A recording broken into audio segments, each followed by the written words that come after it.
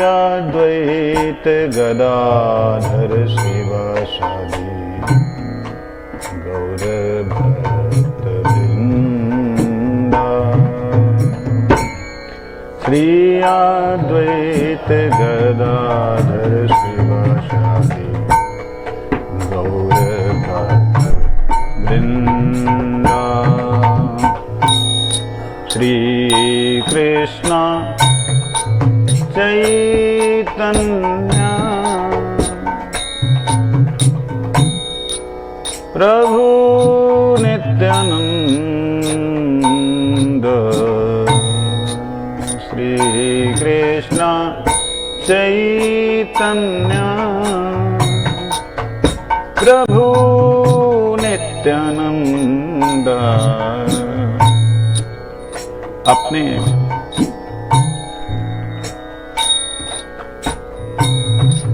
श्री अद्वैत गदाधर श्रीवासादि गौर भक्त वृंद। श्री अद्वैत गदाधर श्रीवासादि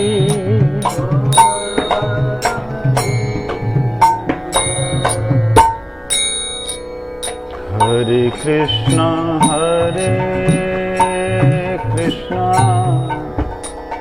कृष्ण कृष्ण हरे हरे हरे हरे कृष्ण कृष्ण हरे हरे राम राम हरे हरे राम राम हरे हरे।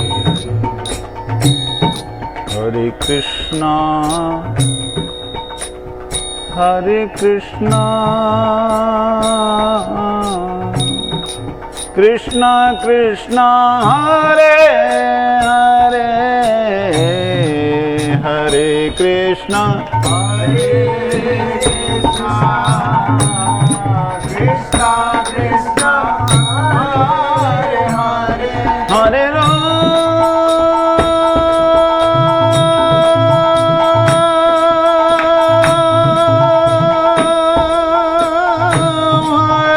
राम राम राम हरे हरे हरे राम हरे राम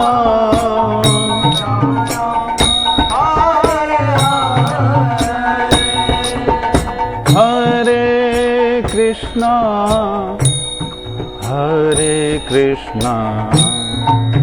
कृष्णा कृष्णा हरे हरे हरे राम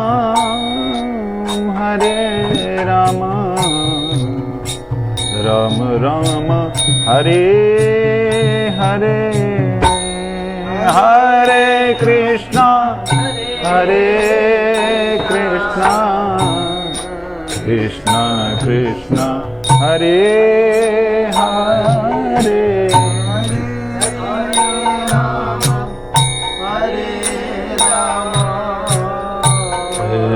राम राम हरे हरे हरे कृष्णा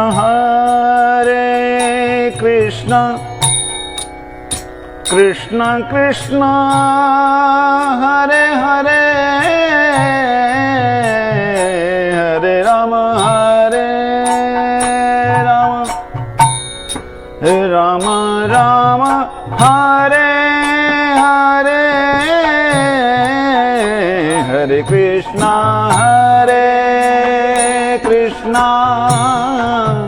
कृष्णा कृष्णा हरे हरे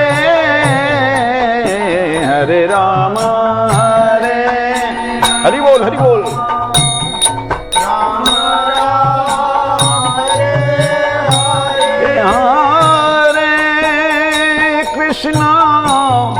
हरे कृष्णा कृष्णा कृष्णा हरे हरे हरे राम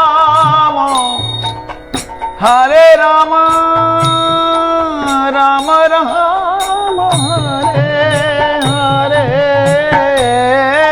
हरे कृष्णा कृष्णा कृष्णा कृष्णा हरे हरे हरे राम राम हरे कृष्ण कृष्ण कृष्ण हरे हरे हरे राम राम राम हरे हरे हरे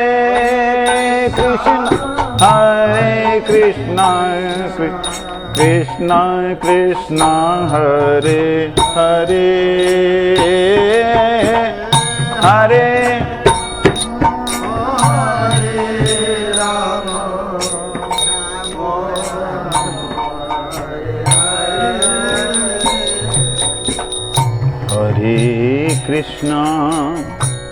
हरे कृष्णा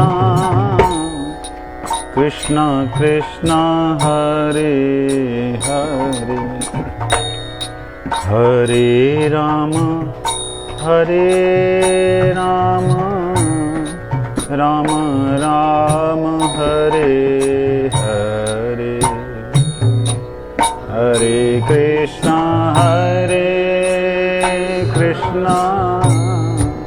कृष्णा कृष्णा हरे हरे हरे राम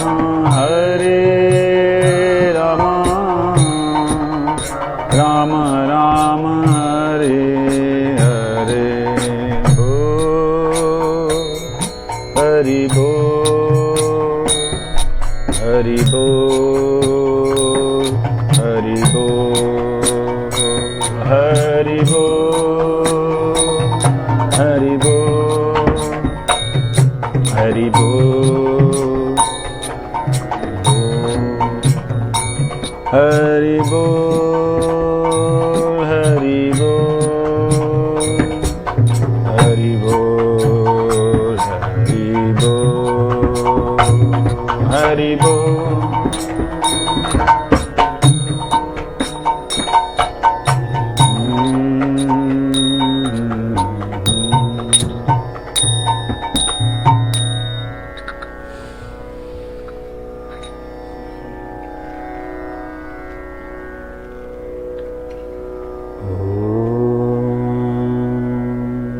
सभी बोलेंगे ओम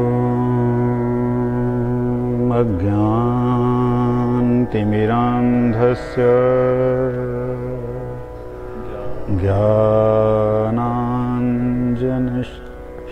ज्ञानाञ्जनशलाकया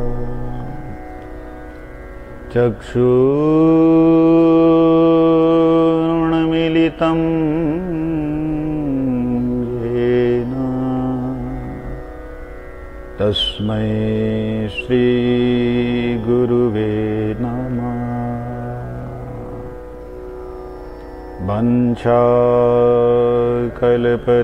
वंशाकल्पतरुभ्यश्च कृपा सिन्धुभ्यैव च पतितानां पावनेभ्यो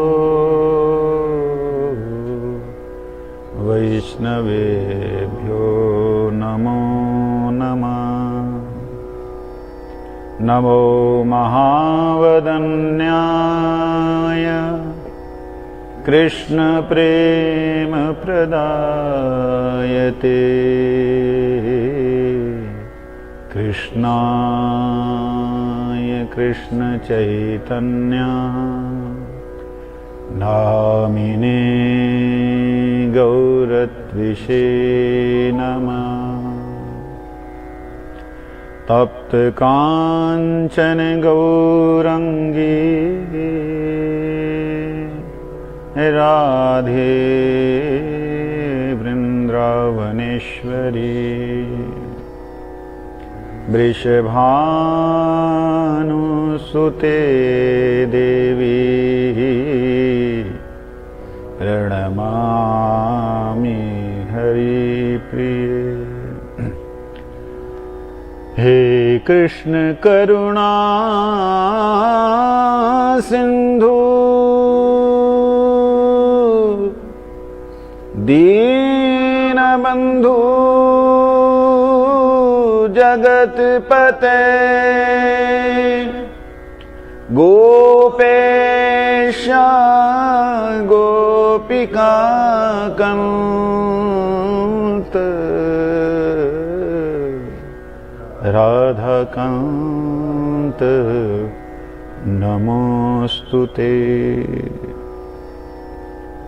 नमस्ते तु हलग्राम नमस्ते मुसलायुध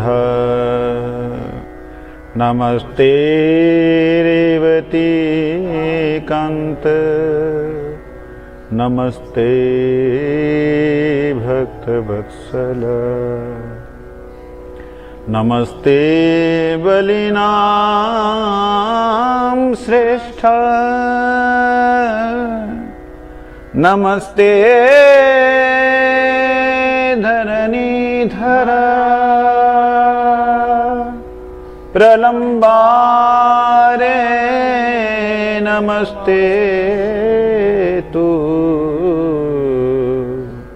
त्राहि मां कृष्ण पूर्वज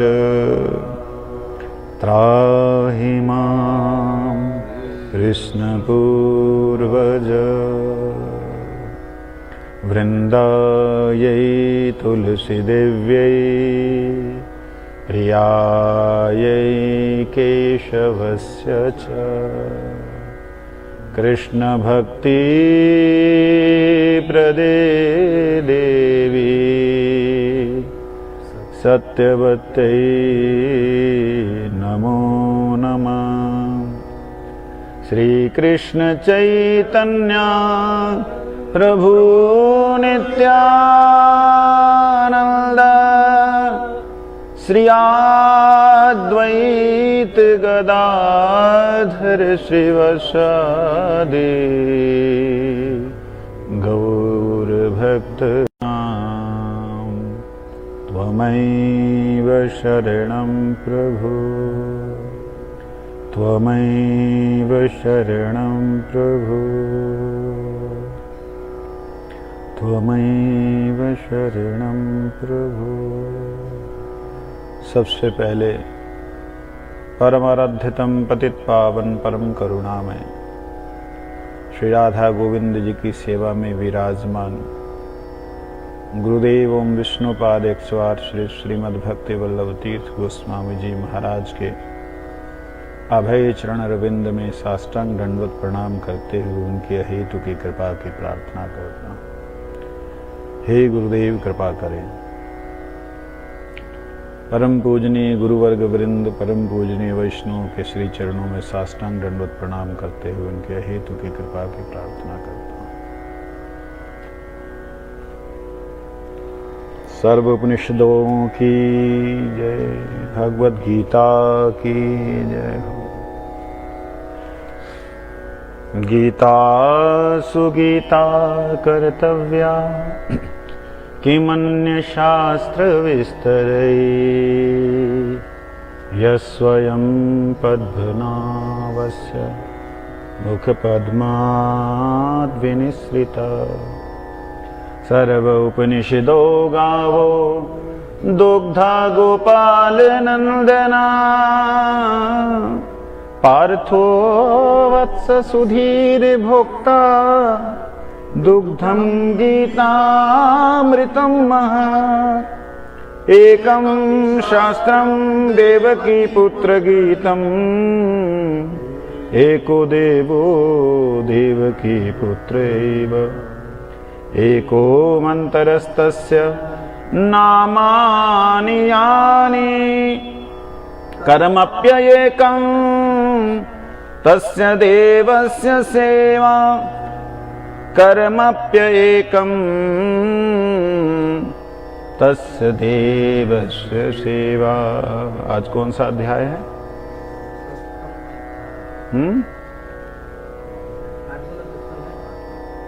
नवम होगा, अष्टम नवम।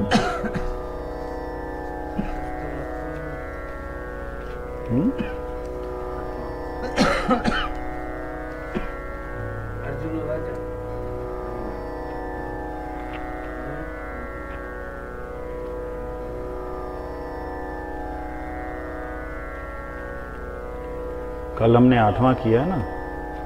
नहीं किया है। अभ्यास योग युक्तेन चेतसा।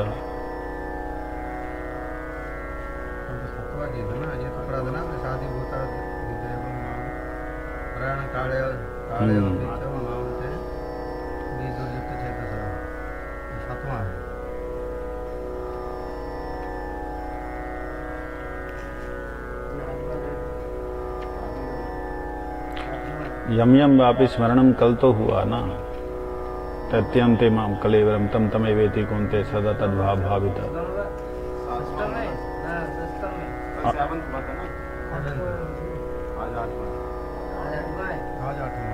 अष्टमो अध्यायः।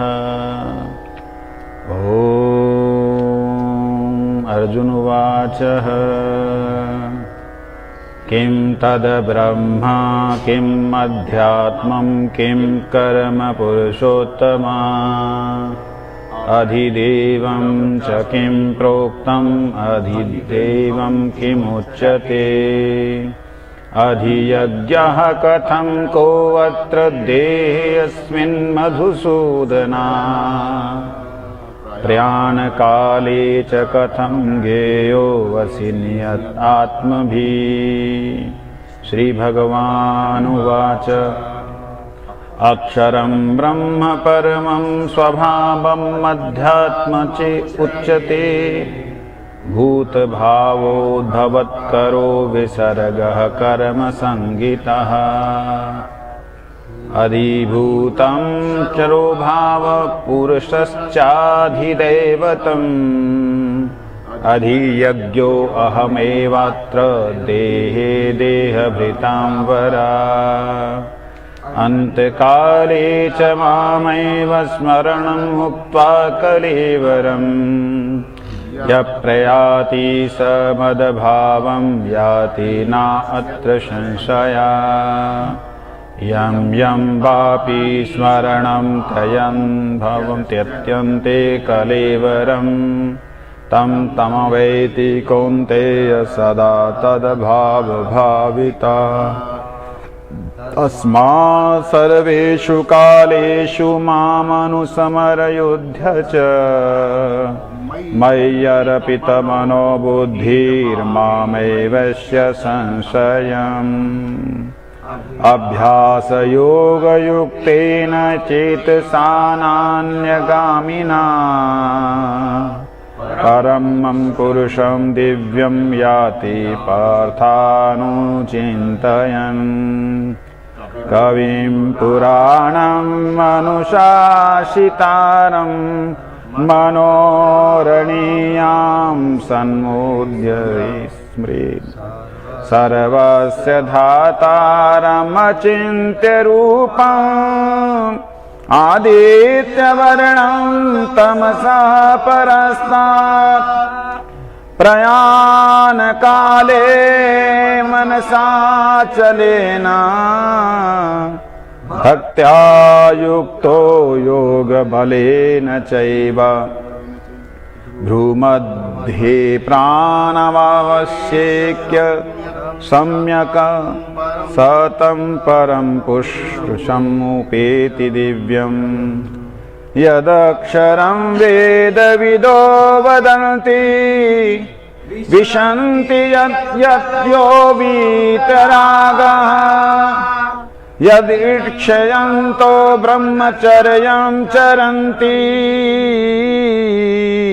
तत्ते पदं संग्रहेण प्रवक्ष्ये सर्वद्वाराणि संयम्य मनोहृदि निरुध्य च मूर्धन्ययाध्या प्राणां स्थितो योगधारणाम् ओमित्यकाराक्षरं ब्रह्म व्यवहारणां स्मरन् यः प्रयाति तयद्देहं स याति परमां गतिम् अनन्यचेता सततं यो मां स्मरति नित्यशः तस्य अहं सुलभं पार्थ नित्ययुक्तस्य योगिना मामुपेत्ते पुनर्जन्म दुःखालयमशाश्वतम् नानुप्नुवन्ति महात्मना संसिद्धिं परमां गतिम् ब्रह्म भुवनालोका पुनरावर्तिनो अर्जुन मामुपेत्ते तु कौन्तेय पुनर्जन्म न विद्यते सहस्रयुगपर्यन्त महद्यद्ब्रह्मणो विदु रात्रिं युगसहस्रान्तां ते अहोरात्रौ दिव्यविदो जना अव्यक्ताद्व्यक्तव्य सर्वा प्रभवन्तः हैरागमे रात्रागमे प्रलीयन्ते तत्रैव व्यक्तसंज्ञके भूतग्राम स एवं वयं भूत्वा भूत्वा प्रलीयते रात्रागमे अवशपर्थ प्रभृत्य अहरागमे परस्तस्मातु भावो अन्यो अव्यक्तो अव्यक्त सनातना या सा सर्वेषु भूतेषु नश्यस्तु न विनश्यति अव्यक्तो अक्षर इत्युस्तमाहु परमां गतिम् यं प्रयक्त न निवर्तन्ते तद्धाम परमं क्या शब्द कहे पुरुषः स पारपार्थ भक्त्या लभस्यस्त्वनन्यया यस्यान्तःस्थानि भूतानि येन सर्वमिदं ततं यत्र काले त्वन्यावृत्तिम् आवृत्तिं चैव योगिना प्रयाता यान्तिं तं कालं वक्ष्यामि भरतर्षभ अग्निर्ज्योतिरः शुक्लः क्षणमासा उत्तरायणाम् तत्प्रयाता गच्छन्ति ब्रह्मविद्जना धूमो रात्रिस्तथा कृष्ण क्षणमासा दक्षिणायनम् तत्र चन्द्रमासं ज्योतिर्योगी प्राप्य निवर्तते शुक्ल कृष्णे गति हेतु जगत शाश्वते मते एकयात्मवृत्ति मन्यात्मवर्तते पुनः नीते श्रुति पार्थ जानान योगी मुह्यति कश्चन तस्मात् सर्वेषु कालेषु योगयुक्तो भवत् वेदेषु यज्ञेषु तपसु चैव दानेषु यत्र पुण्यफलं प्रदिष्टम् अत्येति तत्सर्वमिदं विदित्वा योगिं परं स्थानमुपेति चाद्यम् योगी परं स्थानमुपेति चाद्यम् ओम तत्सदिति श्रीमद्भगवद्गीतासु उपनिषदुषु ब्रह्म विद्यायां योगशास्त्रे कृष्ण अर्जुन संवादे अक्षर ब्रह्म योगो नाम अष्टमोऽध्याय। अक्षर ब्रह्म योगः, इसका अक्षर ब्रह्म भी होता है।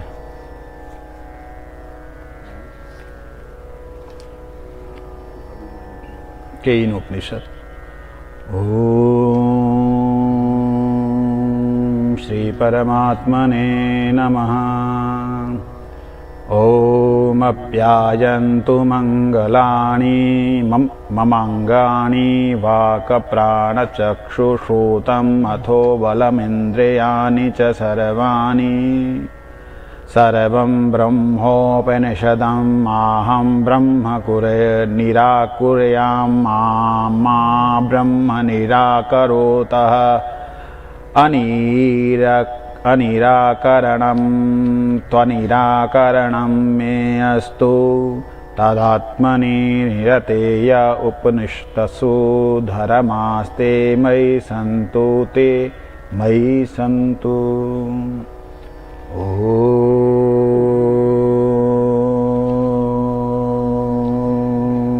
शान्तिः शान्तिः शान्तिः।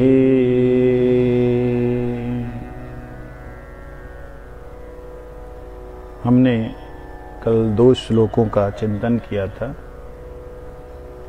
ये 2 श्लोक जो हैं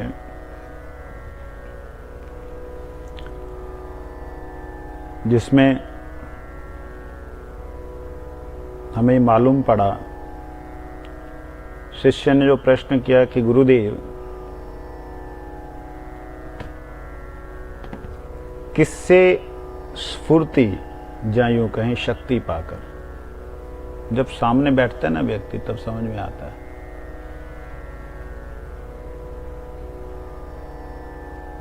वहां आ जाओ।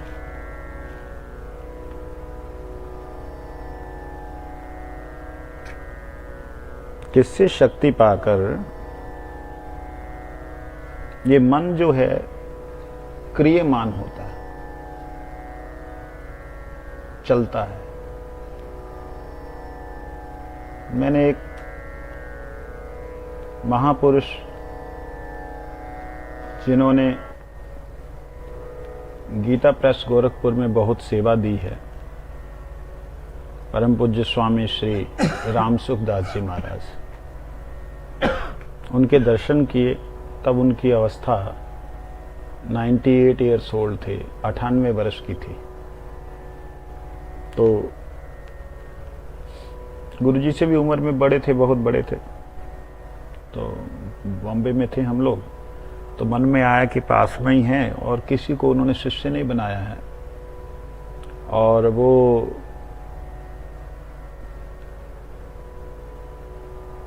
फोटो खींचने नहीं देते हैं, मूवी बनाने नहीं देते हैं। केवल शब्दों को अगर रिकॉर्ड कोई कर रहा है तो ठीक है, कहते यही तुम्हारा कल्याण करेंगे।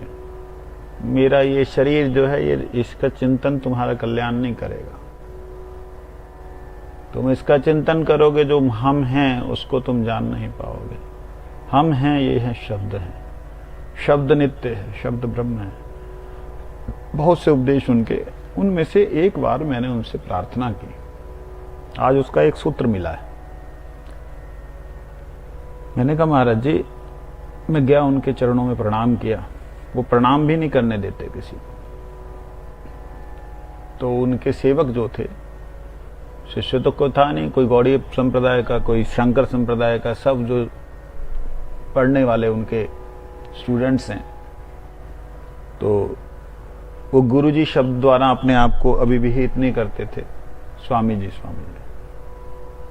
तो जैसे मैंने लेट के प्रणाम किया साष्टांग, तो उनके सेवक ने रोकना चाहा, मैंने ऐसे किया, अर्धा पीछे लेट के प्रणाम किया। साष्टांग प्रणाम करता और देख करके उनका पूरा शरीर ऐसे हो चुका था, मतलब दुल्लर हो गया था, जैसे पूरी गोस्वामी महाराज का था ऐसे। और मैं उठा, कहते हैं हाँ बोलो महात्मा। मैं कहा महाराज जी, ये मन बहुत चलायमान है, बहुत चंचल है, बड़ा कई बार बहुत दुख होता है।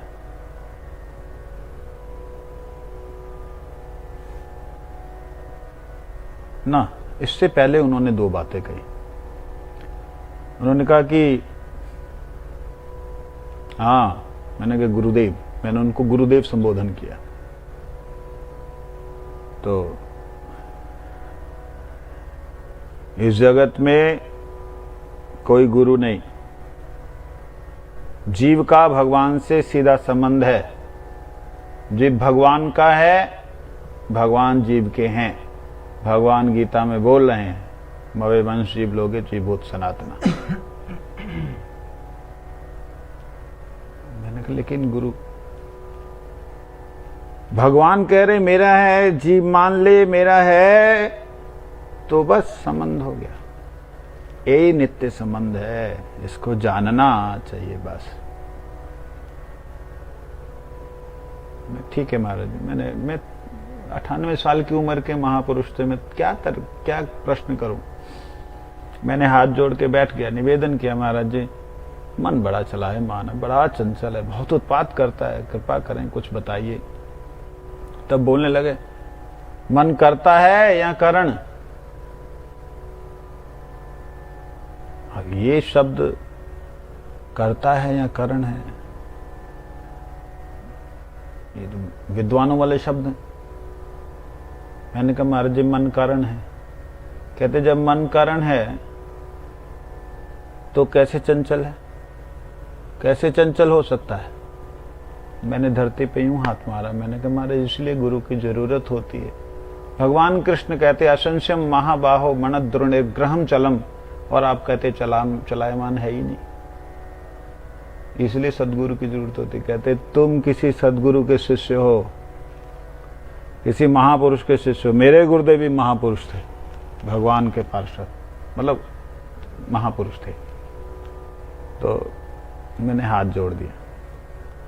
मैं आजकल के जो गुरु हैं लोगों को धोखा दे रहे हैं, उन्होंने 3-4 गुरुओं के नाम लिए, मैं नाम नहीं लेना चाहता, उन्होंने सीधा उनका नाम लिया। मैं उनकी बात कर रहा हूं। ऐसे गुरुओं की कोई जरूरत नहीं है, जीव का भगवान से सीधा संबंध है। लेकिन ठीक है, तो इतने में सेवक आ गया, कुछ प्रसाद वगैरह, उन महाराज जी की सेवा का समय था, तो मेरे को ऐसे देखते रहे, मैं भी उनको देखता रहा। तो मुझे बोले वर्तमान समय बड़ा भयंकर आ रहा है, लोग गुरु के नाम पर धंधा करेंगे, कर रहे हैं, कथा वक्ता के नाम पे धंधा कर रहे हैं। तो जो मैंने उनसे प्रश्न किया था वही प्रश्न यहां पर एक अन्य तरीके से किया गया कि मन जो है किसके द्वारा प्रेरित होकर के, इसका मतलब मन क्या है? करण है। करण जानते किसे कहते हैं? कर्ता करण पता है? मालूम नहीं है? मालूम? कर्ता कहते हैं जो करने वाला है, करण कहते हैं जिसके द्वारा करेगा, कार्य कहते हैं जो होके सामने आता है। कर्ता करण कार्य, ठीक है। जैसे ये रिकॉर्डर है, ये करण है, उपकरण है। करण मतलब उपकरण, ये बिना किसी कारण के कर नहीं सकता कुछ भी, अपने आप करेगा ये। इसको कोई चलाएगा तभी तो चलेगा, कोई स्विच ऑन करेगा तभी तो स्विच ऑन होगा, अपने आप करेगा ये नहीं कर सकता। ऐसे ही मन कभी भी अपने आप कुछ भी नहीं करता है।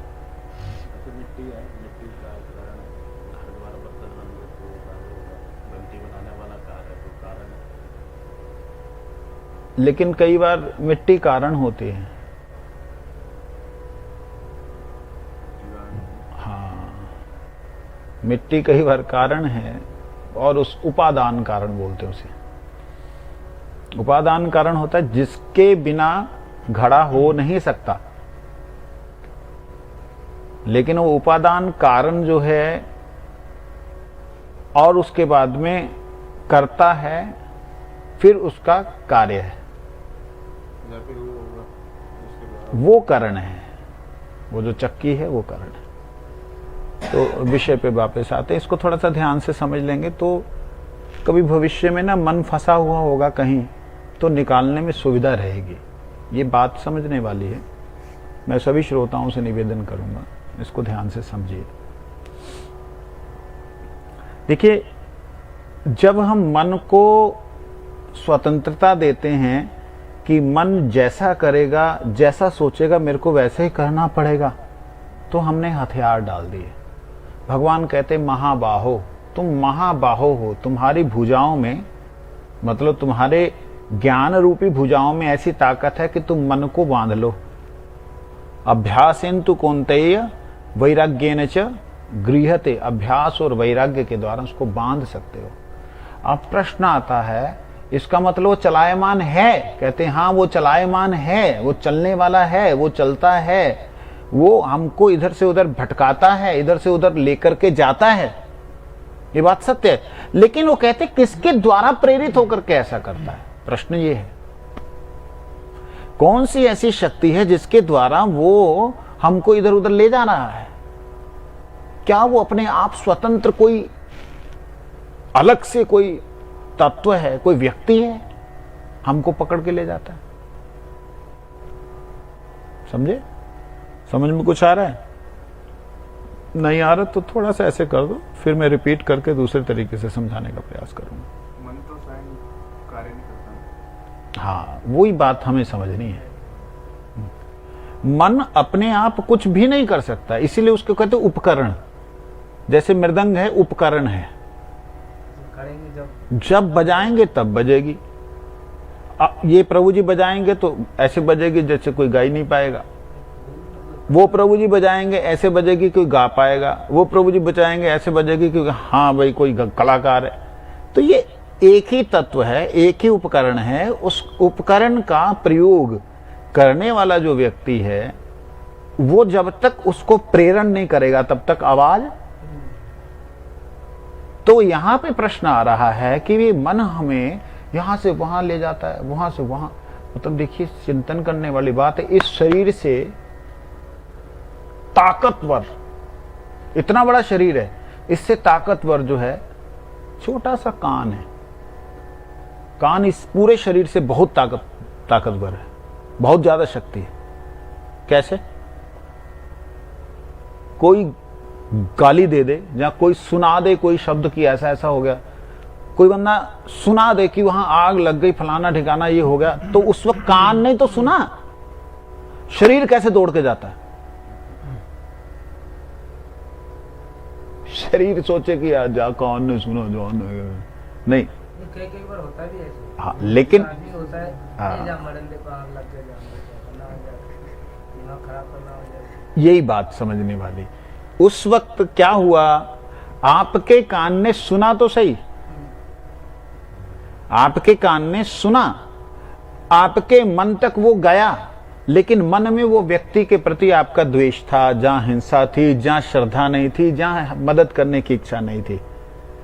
ये जो अंदर द्वेष, जहां कोई हिंसा के कारण आप नहीं गए, लेकिन एक साधारण व्यक्ति अगर हो, उसकी हेल्प के लिए आप उठ जाएंगे, रुकेंगे नहीं। होता ना ऐसे? ये बात हमें समझनी चाहिए कि प्रत्येक क्रिया के पीछे, प्रत्येक कार्य के पीछे कोई ना कोई कारण होता है। तो ये शरीर को चलाने के लिए छोटी सी इंद्रिय ने उठा दिया। कहती इंद्रिय तो उठा ही नहीं सकती, इंद्रिय कैसे उठा लेगी अगर मन उसके साथ ना हो? इसका मतलब मन चलाता है, यही हो गया ना? इसका मतलब क्या हुआ? मन चलाता है। ध्यान दीजिए, भगवान ने गीता में एक जगह कहा है, ये शरीर मानो एक रथ है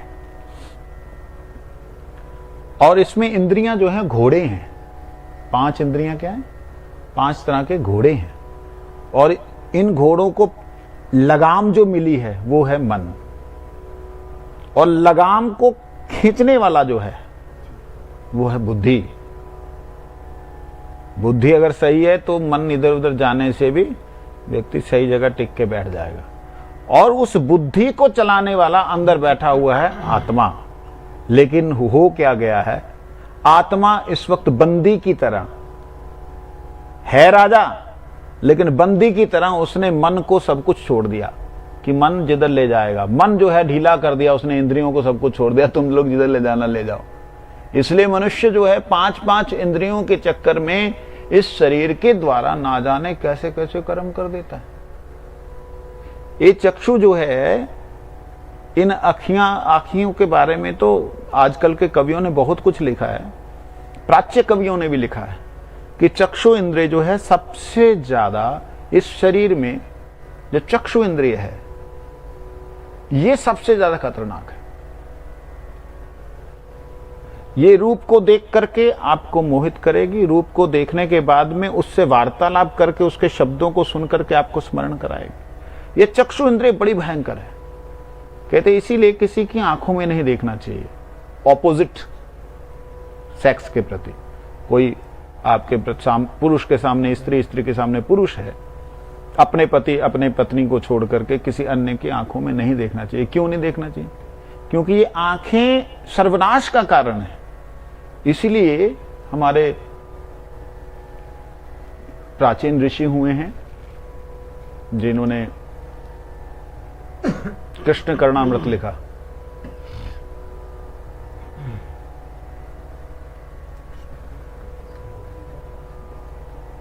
जो कि चैतन्य महाप्रभु ने भी उनके बारे में, विल्व मंगल जी,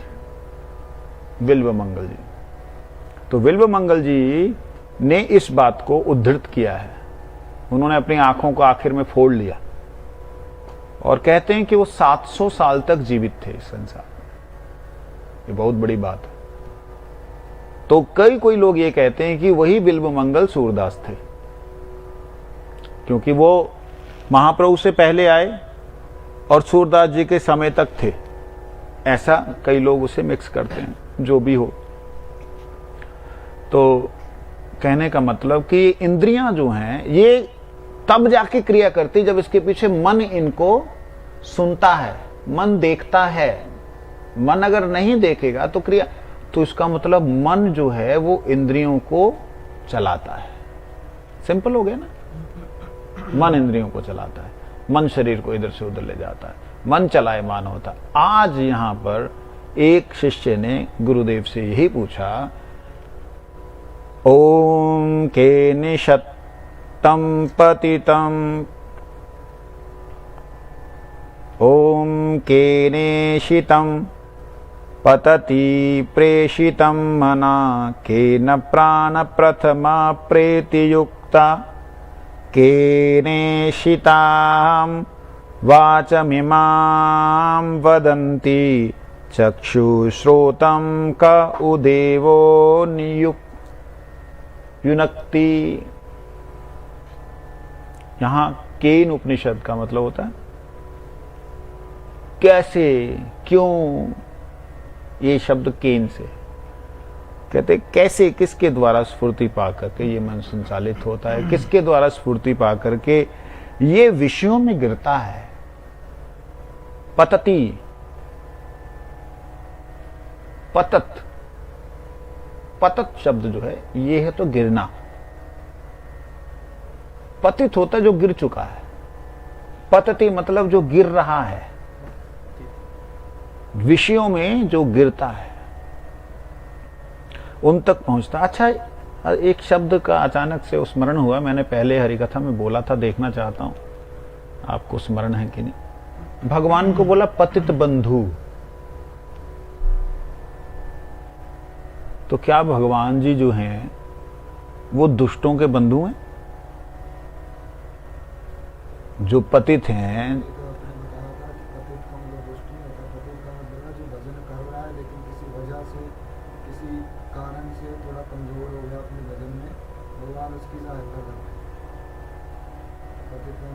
जो भजन कर रहा है लेकिन उसके भजन में उसकी किसी कमजोरी के कारण बाधा आ रही है, उसको वो अनहेल्प।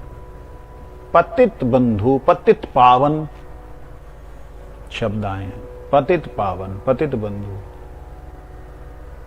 कुछ याद आ रहा है? एक बार बड़ी सुंदर व्याख्या की थी मैंने। नहीं, पतित शब्द का सीधा सा अर्थ होता है गिरा हुआ। ठीक है, अगर गिरे हुए के भगवान पावन करने वाले हैं तो जितने पतित हैं संसार में उनको पावन करते। उनकी समझ में आए कि गिरे उनको ही कहीं गिरा हुआ, ये बात अब तो थोड़ी ना कि कोई पड़ा ऐसा नाली में उसके भवन जाकर कहीं चल डाला है। ना, आपने सही बोला, मतलब लेकिन इस ये थोड़ा आपने उस, मैं वो नहीं बोल रहे कि आपने गलत बोला, वो सही है। ये इस तरीके से मैंने एक बार समझाया था। मुनि महाराज जी अगर बोलते हैं, सुना था मैंने उनको बोलते, वो भगवान जी कहीं दिया जलाने जाते हैं जैसे हाँ वो ठीक है, पकड़ के जाते हैं, वो ठीक है, वो ठीक और है। सब दिया को जो उनके शरण में आता है उनको, हाँ अब कहते हैं, जो दिया मेरे शरण में रहा, मैं उनको किराए कर रहा हूँ, मैं अच्छा, ठेका था ले ठेका ले रखा हूँ, कोई आए कुछ उठा के चल। तो ध्यान दीजिए, कहते पतित का मतलब होता है गिरा हुआ। कहां गिरा हुआ? विषयों में गिरा हुआ। जहां कुकर्मों में लिप्त व्यक्ति, जहां दुराचारी व्यभिचारी उसके भगवान बंधु हैं, उसको पावन करते हैं। कहते नहीं, पतित मतलब भगवान के भक्तों के चरणों में जो गिर गया है, त्राही त्राही करते हुए कि मुझे अब बचा लीजिए, भगवान के चरणों में जो शरणागत हो गया कि हे प्रभु अब मुझे आप रक्षा कीजिए, जो पतित हुआ है मतलब भगवान के चरणों में आके गिरा है, उसके भगवान पावन करता है, उसके भगवान बंधु हैं। पतित कैसे होगा? भगवान के चरणों में मतलब शरणागति, चरण मतलब पूरे संसारी चरण है। मतलब भगवान की शरण में आके गिरा ना वो, हाँ तो वो तो शरणागत जीव तो भक्त कहलाता। पतित नहीं, तो शरणागत का मतलब जो है ये नहीं होता कि शरणागत का मतलब एकदम चरमोत्कर्ष है अभी वो, मतलब वो पूर्ण शरणागत नहीं हुआ है, निवेदन तो हमेशा ही रहता है। भक्त में ठाकुर जी स्तर पे आके भी निवेदन कर रहे हैं, वो अलग चीज है, वो एक अलग बात है। लेकिन वो वहां पे जाने के बाद में वो निवेदन जो कर भी रहे हैं, कैसा निवेदन कर रहे हैं? गोपीनाथ आमी अति दुराचार, तो वो दुराचारी नहीं है, वो देख रहे हैं कि मेरे पास जो बच्चा आया है, या ये जो व्यक्ति आया है, ये बोल नहीं पा रहा है, इसके पास शब्द नहीं है। अच्छा देखो, तुम ये प्रार्थना करके देखो, भगवान कृपा करेंगे। तो नरोत्तम ठाकुर इत्यादि महापुरुषों ने जो राधा रानी की नित्य परिकरी हैं, सेवक सेविकाएं हैं, उन्होंने हम लोगों को बोलना, उच्चारण करना सिखाया है। तो उनका निवेदन अलग तरह का है, वो उस स्तर का निवेदन उसी कीर्तन में अलग हो जाएगा, और एक पतित जीव के लिए वही स्तर का निवेदन अलग हो जाएगा। मूल बात है कि आकर के गिरा चरणों में, बस। पतित मतलब वो, पतित शब्द जो है, पतित शब्द का मतलब आप विषय में गिरा हुआ व्यक्ति नहीं। पतित मतलब भगवान के चरणों में गिरा हुआ। भगवान ने भी स्वीकार नहीं किया है, स्वीकार कर भी सकते हैं और नहीं भी कर सकते, ये भगवान के ऊपर है।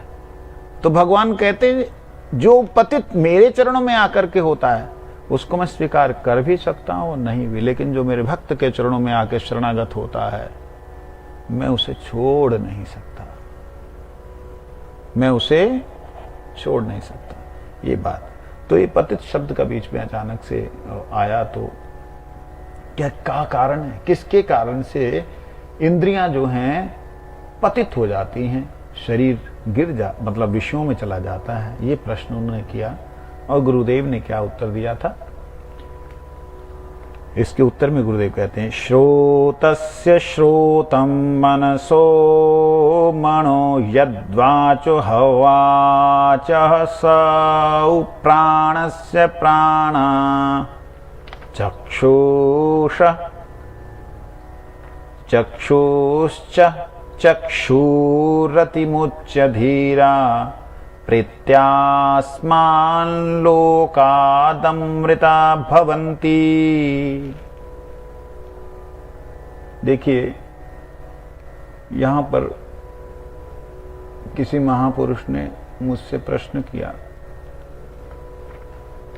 कि आपने, जैसे यहां पे इन्होंने सा शब्द का अर्थ किया है वह का अर्थ इन्होंने किया ब्रह्म से, ठीक है। जब ब्रह्म से किया तो अमृता भवंती, अमर हो जाता है, ये किसके लिए फिर बोला?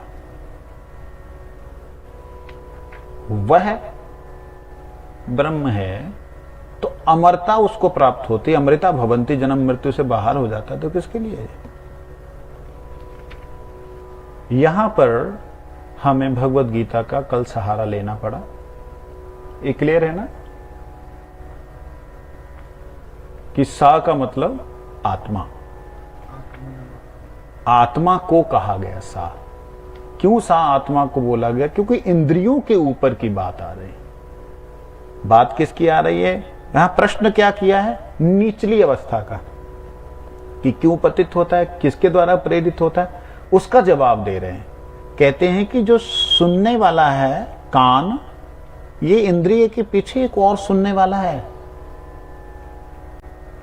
और मन के पीछे एक और मन है जो चिंतन करने वाला है,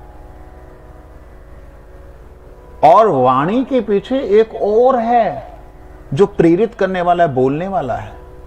आपके मुंह से जबान नहीं निकलेगी अगर गुरुजी सामने हुए तो, है? और गुरुदेव अगर रुष्ट हो, गुस्से में हो, तो बिल्कुल ही नहीं निकलेगी। और गुरुदेव अगर आनंद में हो और आपको भी आनंद की लहरें आ रही हो, तब भी नहीं निकलेगी। वाणी आने पर भी नहीं निकलेगी। तो क्यों? बोलने वाला पीछे कौन है? वो आत्मा। यहां पे उसे आत्मा ना कह करके और कहते प्राणस्य प्राणा। प्राण को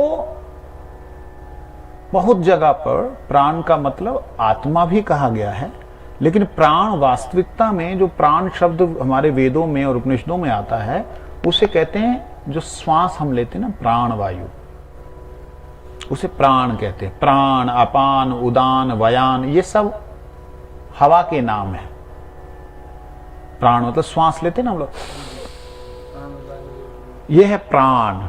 अपान, उदान, वयान, ये वायुओं के नाम है। जो ऊपर चलती है उसे उदान कहते हैं, अपान कहते हैं जो नीचे की तरफ चलती है।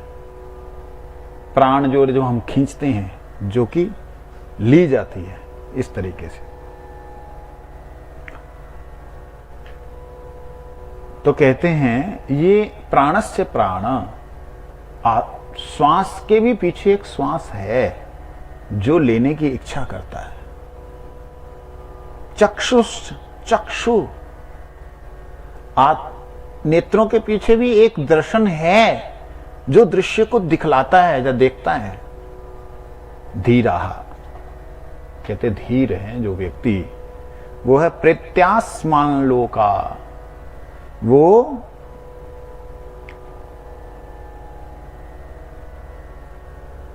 लोकात प्रत्य, लोग इस संसार से जाने के बाद में अमृता, जन्म मृत्यु से निकल जाते हैं। अब प्रश्न आता है, इन्होंने यहां पे उसे ब्रह्म कहा, क्यों कहा? क्योंकि जो अगला श्लोक है उसमें परब्रह्म की व्याख्या है। उसमें किसकी व्याख्या है? परब्रह्म। लेकिन यहां पर इन्होंने कह दिया वह परब्रह्म पुरुषोत्तम, सा को इन्होंने परब्रह्म पुरुषोत्तम कह दिया, जो कि गीता के अनुसार, साधारण शब्दार्थ के अनुसार वो नहीं लगता है। हमने कल पढ़ा था श्लोक 3 अध्याय का 42-43। इंद्रियाणि परन्याहु इंद्रिभ्य परम मना, मनस्तस्तु परा बुद्धि, यो बुद्धे परस्तु सा। यहां बुद्धि से परे, जो देखिए, इंद्रियाणि परन्याहु, श्रोत्रिय इंद्रिय, वाच इंद्रिय, सांस लेने वाली चक्षु इंद्रिय, नाक हो गया, चक्षु हो गई, कहते इनसे परे कौन है? मन है। अब आया कि उससे भी परे है, वो क्या है? मनस्तस्तु परा बुद्धि, वो बुद्धि है। तो यहां पर बुद्धि तक को भी नहीं बोला, क्योंकि ये कहते हैं जो प्राण का भी प्राण है, मतलब ज्ञान का भी ज्ञान है, तो वो क्या है? बुद्धि परस अस्तु सा, बुद्धि से परे वो है। अब वो, इसके अनुसार, गीता जी के अनुसार, वो है आत्मा। तो हम इसी के सिद्धांत के अनुसार यहां भी व्याख्या जो की गई है उस व्याख्या के अनुसार ना देख करके गीता जी के अनुसार देखते तो यहां स का मतलब आत्मा। तृतीय श्लोक के अंदर जो बात कही इसमें आत्मा के बहुत बार नाम लिए। अब वो बहुत बार जो नाम लिए उसका किस प्रकार से कैसे कैसे किसके साथ संयोग करना है, किसके साथ जोड़ना है, उसको थोड़ा सा चिंतन करते हैं, थोड़ा सा गहन अध्ययन। यहाँ पे महाराज जी आप प्राण का भी प्राण बता रहे, प्राण तो आत्मा को बता रहे और प्राण का भी प्राण आत्मा को बता रहे, दोनों तो आत्मा आत्मा हो गया। प्राण से प्राण, जो आपके शरीर में प्राण है, हाँ। प्राण का मतलब प्राण श्वास को कहते हैं। तो यहाँ पे प्राण सांस को कहते हैं, वहाँ पे प्राणों का प्राण बोल रहा है ना। वही बतला रहा हूं, जो प्राण है वो किसके कारण से है? प्राण के प्राण आत्मा के कारण से। वायु तो अलग हो गया, लेकिन ये जो प्राण वायु अलग, प्राण वायु जो होता है वो आत्मा का, जब आत्मा जब आदमी का प्राण वायु चला जाता है तो आत्मा के साथ ही जा रहा है। आत्मा के साथ जा रहा है। यहाँ पे है कि आत्मा अभी शरीर में है, इंद्रियां अभी शरीर में है, मन चक्षु सब कुछ शरीर में है। शरीर के भीतर रहते हुए उसे समझाने का प्रयास किया जा रहा है। जो तुम्हारे प्राण हैं इसमें, जैसे धनंजय प्राण कहते हैं ना, शरीर के अंदर मस्तक में रहते हैं, जिसको सिर फोड़ करके निकालते हैं, वो धनंजय प्राण होते हैं। तो ऐसे ही प्राण एक अलग अलग प्राण है। तो प्राण वायु है तो उसे भी प्राण कहते हैं। प्राण जो कि आपने धारण किया, यह है प्राण। आप अगर नहीं इसको छोड़ने के बाद नहीं लेते हैं तो नहीं है, आप शरीर छोड़ देंगे। ठीक है, तो प्राण का मतलब इस तरीके से प्राण, क्योंकि इससे पहले भी शब्द आया है कि प्रेषितम केन प्राण, उसमें भी प्राण आया है। उसमें प्राण का अर्थ जो है आत्मा नहीं है, उसमें प्राण का अर्थ क्या है? किसके द्वारा प्रेषित हो रहा है, चल किसके द्वारा रहा है। तो पहला जो प्रश्न किया है शिष्य ने, उसमें उस चलायमान प्राण की बात की है। ठीक है ना?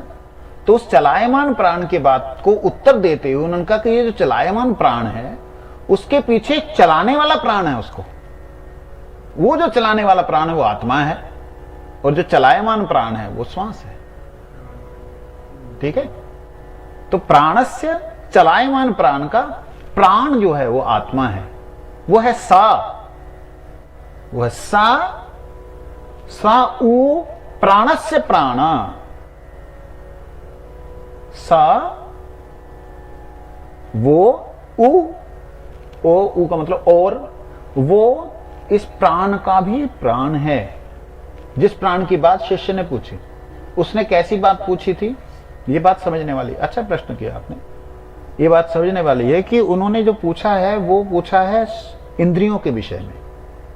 इंद्रियों के विषय में पूछते पूछते उसने पूछा कि जो प्राण चल रहा है ये किसके द्वारा प्रेरित हो रहा है? केन प्राण प्रेति चलता है। तो किस प्राण की बात हुई? चलायमान प्राण की। ठीक है, तो उसी प्राण का उन्होंने बोला इस प्राण का भी प्राण है। कौन है? वो है। वो कौन है? गीता जी के अनुसार आत्मा।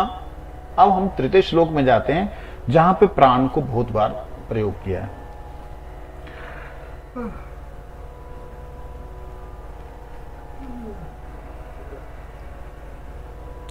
ना तत्र चक्षुर गच्छति। अब वो बात आई है कि जिस प्राण के भी प्राण की बात मैं कर रहा हूं, वो जो है उसके बारे में बता रहे हैं। कहते ना तत्र चक्षुर गच्छति, ना वाग गच्छति, नो मनो नो विद्मो ना जी ना विजानिमो, तथैव तद अनुशिष्याद अन्य देवा तद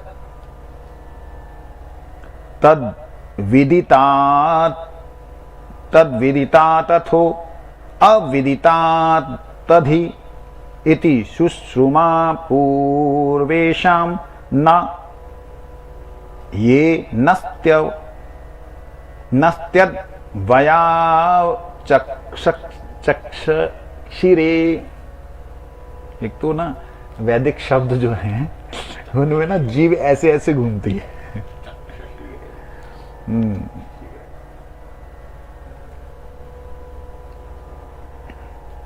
कहते हैं ना तत्र चक्षुर गच्छति, वहां ना चक्षु इंद्रियां ही जाती हैं, चक्षु इंद्रियां इत्यादि ज्ञान इंद्रियां नहीं जाती।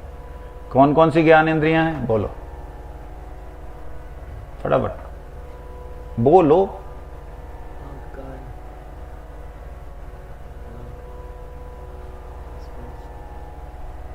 चार हो गई।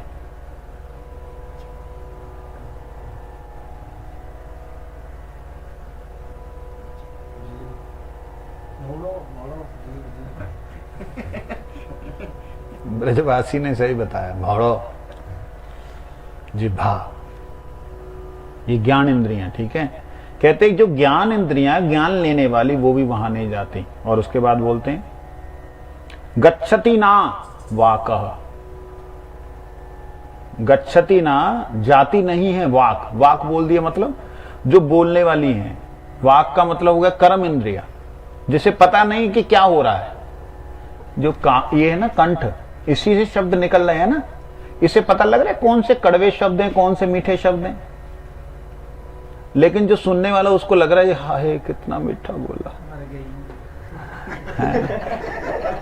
और सामने वाला जो सुनता है वो बोलता है मेरे को तो जला दिया। क्या अग्नि वाले शब्द निकलते हैं यहां से, इसको तो बेचारे को पता नहीं लग रहा। तो कहते हैं, ध्यान देना, हमारे प्रभु जी कहते हैं कि जो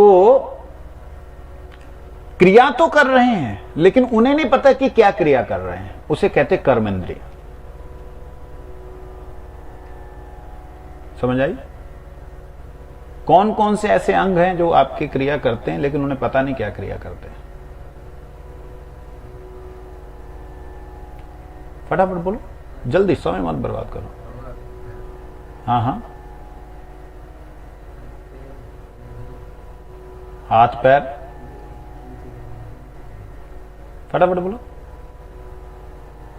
इसे याद रखना, ठीक है। 5 ज्ञान इंद्रियां, 5 कर्म इंद्रियां, 5 उसके विषय, 5 तत्व, ठीक है, 5 तन मात्राएं, इन सबको आपने याद रखना है। मैं कभी भी पूछ सकता हूं। 6 दोष, 6 गुण,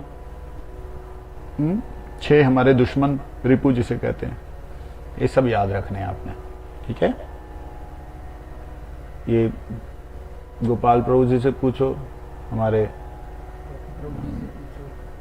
उससे पूछो, इनसे पूछो, उससे पूछो, इन सबको मालूम है। अभी नहीं, बाद में।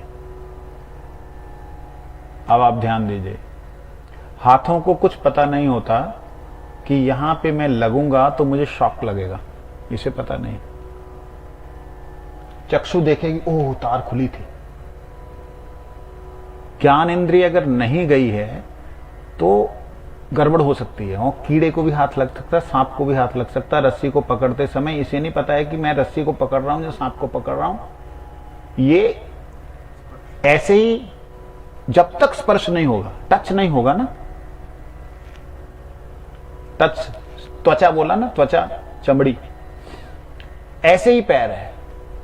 पैर को नहीं मालूम है कि ये खड्डा है या ये हिल है, ठोकर भी उसको लगती है और गिरता भी है खड्डे में, होता है ना। अगर पैर को पता लग जाए कि भाई हाँ, सेंसेशन मिल जाए, जैसे उदाहरण के लिए चमगादड़ होती है, उसको क्या बोलते हैं? दादुर, दादुरी, दादुर, दादुर, दादूर, उसको ये लोग बंगला में बहादुर, बहादुर बोलते हैं, वैसे शास्त्रों में दादुर है। हाँ, उसके अंदर एक खासियत होती है, आपको मालूम है, वो अंधेरे में भी बड़ी तेजी से इधर उधर भागती है। अंधेरे में दिखता है, दिन में दिखता है। अंधेरे में दिखता है, दिन में नहीं दिखता। लेकिन अगर दिन में गलती से किसी कमरे में घुस जाए तो हमने कई बार देखा, तो बेचारी इधर उधर भागती। आप देखिए उसकी सेंसेशन कितनी जबरदस्त, मतलब उसकी ज्ञान इंद्रिय उसके दीवार तक पहुंचने से पहले उसको रिएक्शन दे देती कि भाई ये दीवार है, वहीं से वापस हो जाती। उसका जो स्पर्श है, वो जो चमड़ी है ना, वो चमड़ी से जो निकल रही किरणें उसको रिवर्स दे देती। ये खासियत है उसके अंदर।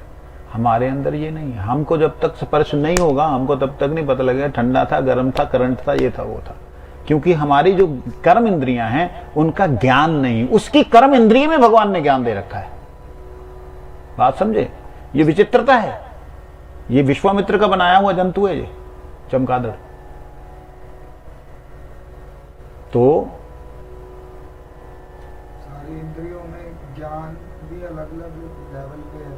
जैसे कोई कड़वा भोजन है, वो सुन के नहीं पता चलता वो कड़वा है, केवल जीभ से पता चलेगा। रस तो जीभ से ही मालूम पड़ेगा। मतलब ज्ञान इंद्रियां भी जो है वो अपने अपने ज्ञान में कुछ लेवल तक है। जैसे स्पर्श है ज्ञान इंद्रिय, स्पर्श जो ज्ञान इंद्रिय है, पर स्पर्श जब तक नहीं होता तब तक ये तो बात है ही है ना, उससे तो आँख जो है ये तो है ही है, तो हो गया ना, ये कंप्लीट हो गया। भाई जब तक नहीं देखोगे तब तक कहां से मालूम पड़ेगा? जब तक नहीं चखोगे तब तक कहां से मालूम पड़ेगा? जब तक नहीं टच करोगे कहां से मालूम पड़ेगा? आगे चलो, अरे बोल।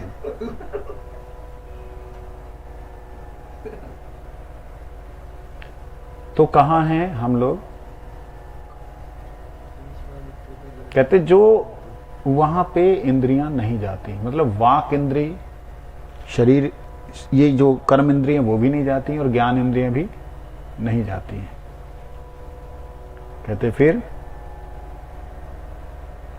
ना विद्य, अर्थात विद्य, विद्म, जो विद धातु मतलब जानने वाली। तो क्या हो गया? जानने वाली किसे कहते हैं? बुद्धि। कोई चीज को जानने वाली बुद्धि है, कोई चीज का चिंतन करने वाला मन है, कोई चीज को सोचता है उसे कहते हैं मन। ठीक है ना? वो वहां पहुंच नहीं सकते। ना विजानिम, और ना दूसरों से सुन के ही आप जान सकते हो। ना बुद्धि जान सकती है, ना दूसरे को सुन के जाना जा सकता है। तद विदितात, कहते उस पदार्थ को, जाने हुए को, वह विदितात, जानने में आने वाले पदार्थ समूह से अन्यतैव भिन्न। बड़ी सुंदर बात बोली। कहते हैं कि जो आपने सुना, जो आपकी बुद्धि ने ग्रहण किया, जो जहां आपका मन पहुंच सकता था, जहां तक आपकी इंद्रियों का अनुभव जा सकता था, कहते हैं उन जानने वाली जितने भी पदार्थ समूह हैं उन सबसे बिल्कुल अलग है। अथो अविदितात, कहते और अविदितात, बड़े वो थोड़ा सा, विदितात जानने वाले पदार्थ समूह, ठीक है। अविदितात ना जानने वाले पदार्थ समूह, क्या होगा अर्थ? समझ आ रहा है कुछ? ये ज्ञान और कर्म, है? ज्ञान इंद्रिय कर्म इंद्रिय, ज्ञान इंद्रिय से ऊपर की बात आ गई ना अब। और ऊपर आ गए हाँ, यहां कह रहे हैं जानने वाले पदार्थ। मन इंद्रियों के द्वारा जो जाने गए पदार्थ हैं, जहां मन और इंद्रियों के द्वारा जो हम समझते हैं जिनको, वो विदितात हैं कि ठीक है, इससे हम ऐसे हैं या ऐसे हैं या ऐसे। बड़ी सुंदर बात वो याद आ गई एक बात। परम पूज्य श्रीधर देव गोस्वामी महाराज जी ने एक बात कही थी। उनकी एक शिष्य ने बड़ा सुंदर ठाकुर जी का चित्र बनाया, तो लेके गई बड़े सुंदर तरीके, महाराज मैंने चित्र बनाया। तो उन्होंने बोला ठीक है, इट्स गुड। कहते महाराज जी ठाकुर जी का ऐसा ही रूप है? कहते नहीं, जो तुम नीला सोचते हो ना उस नीले से बिल्कुल अलग। कहते कैसा है? कहते वो जैसा है वो ऐसा ही है, इस जगत में ऐसा नीला है ही नहीं। नीलमणि मतलब नील जो सुनील भगवान का विग्रह। मतलब हम जहां तक नीले रंग को या श्याम सुंदर श्याम वर्ण को समझ सकते हैं, जहां तक समझ सकते हैं, कहते उससे अलग है। ये होता विदितात, मतलब जहां तक जानते हो वो। फिर बोलते अविदितात, और जहां तक नहीं जानते उससे भी परे है। है? अक्षर की बात है। हाँ, अधोक्षज की बात है। अधि, फिर आ गया अधि इति, अधोक्षजा अधि इति पूर्वेशाम, पूर्व आचार्यों के द्वारा शुश्रुम, सुना है, पूर्व आचार्यों के द्वारा सुना है कि जिसे तुम जान सके, जिसके इन इंद्रियों से जिसे जान पाए उतना नहीं, और जो इससे बाहर है जिसको तुम जान नहीं सकते हो, जहां तक नहीं जान सकते हो वो भी नहीं, उससे भी बाहर। समझ आ रहा है कुछ? मतलब हम लोग जैसे सच्चिदानंद बोलते हैं, ठीक है ना, तो सच्चिदानंद हमने शब्द सुना है, सच्चिदानंद शब्द का अनुभव हुआ कभी नहीं। कहते अगर सच्चिदानंद शब्द का अनुभव हो जाए, मतलब आत्म अनुभूति हो भी जाए, कहते उससे भी परे है। ये कहने का मतलब विदितात इंद्रियों के द्वारा जाना गया, और अविदितात इंद्रियों के द्वारा नहीं जाना गया। नहीं, जो इंद्रियों के द्वारा जाना जाता वो क्या है? वो तत्व क्या है? आत्मा। आत्मा इंद्रियों के द्वारा नहीं जाना। अब ध्यान दीजिए, क्या आप अपने मन को इस शरीर की आंखों के द्वारा देख सकते हो? क्या मन की तरंगों को आप अनुभव कर सकते हो? नहीं, क्योंकि ये शरीर से सूक्ष्म है मन बुद्धि अहंकार, और मन बुद्धि अहंकार से सूक्ष्म आत्मा है। तो जो अति सूक्ष्म है उसको स्थूल तत्व नहीं देख सकता, लेकिन जो सूक्ष्म है वो स्थूल को देख सकता है। ये लेंस बहुत छोटा है, लेकिन ये लेंस जितना ही जूम आउट होगा ये उतना ही विस्तार देख पाएगा, ठीक है ना। जो इतना बड़ा विस्तार ये जूम, छोटे से जूम के अंदर नहीं देख पा रहा है। इतना बड़ा है ना, ये नहीं देख पा रहा छोटे को, लेकिन छोटा बड़े को देख पाता। चील ऊपर से रह करके कितने किलोमीटर ऊपर से रह के देख सकते हैं चील? 10-15 किलोमीटर। एक एक 2-2 3-3 किलोमीटर 4-4 किलोमीटर दूर से वो चूहे को देख सकती है। कमाल है, इतनी सी आंख होती है उसकी, इतनी सी आंख होती है उसकी, इतनी छोटी सी आंख, वो सूक्ष्म विशाल देख सकती है। हाँ, विशाल देख सकती है, बड़ा देख सकती है। इसी तरह से आत्मा इंद्रियों की ज्ञान को अनुभव कर सकती है, लेकिन इंद्रियां आत्मा के ज्ञान को अनुभव, तो इसलिए ध्यान देना, विदितात का मतलब इंद्रियों के द्वारा अनुभव में आने वाली वस्तुएं, उसके द्वारा, उससे भी वो परे है। अविदितात अर्थात आत्मा जो इंद्रियों के द्वारा जानने वाली वस्तु नहीं है, अविदित है, अविदित है, वो अविदित के द्वारा भी नहीं जाना जा सकता, उससे भी परे है। वाह।